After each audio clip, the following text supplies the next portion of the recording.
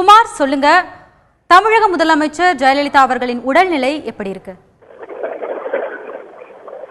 புரட்சித் தலைவி அம்மா அவர்கள் தொடர்ந்து கடுமையான உழைப்பும் அவர் ஓய்வெடுக்காத நிலையில் பல்வேறு பிரச்சனைகளை சந்தித்துக் கொண்டிருக்கின்ற சூழ்நிலையில் இன்றைக்கு மக்களுக்காக உழைத்ததனுடைய விளைவாக அவருக்கு உடல் அசௌகரியம் ஏற்பட்டிருக்கிறது. அந்த நிலையில் உரிய மருத்துவம் பெற்று வருகிறார்கள். இப்பொழுது ஓரளவு அவர்கள் நிறைவான குணம் அடைந்திருக்கிறார்கள். இன்னும் பூரண சிகிச்சை பெற்று அவர்கள் இல்லம் திரும்புவார்கள். வீண் வதந்திகளை பரப்பி அரசியல் காரணங்களுக்காக சிலர் தவறான செய்திகளை மக்களிடத்தில் உழவ விடுகிறார்கள்.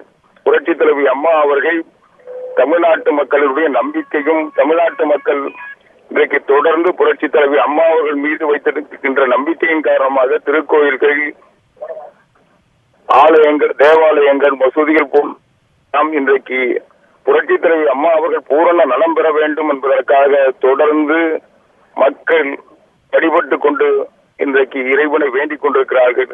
எனவே நாட்டு மக்களுடைய நம்பிக்கையும் வழிபாடும் புரட்சித் தலைவி அம்மா அவர்களுக்கு ஏற்பட்டிருக்கின்ற இந்த உடல் பாதைகளிலிருந்து அவர்களை மீட்டெடுக்கும் புரட்சித் தலைவி அம்மா அவர்கள் பூரண நலத்தோடு நீண்ட ஆயுளோடு தமிழ்நாட்டிற்கு தொடர்ந்து முதலமைச்சராக இருந்து அவருடைய திட்டங்களை எல்லாம் நிறைவேற்றி மக்களை நல்வழிப்படுத்துவார்கள். தமிழ்நாட்டை இந்தியாவின் முதன்மை மாநிலமாக உருவாக்குகின்ற பணியில் அவருடைய முயற்சி தொடரும்.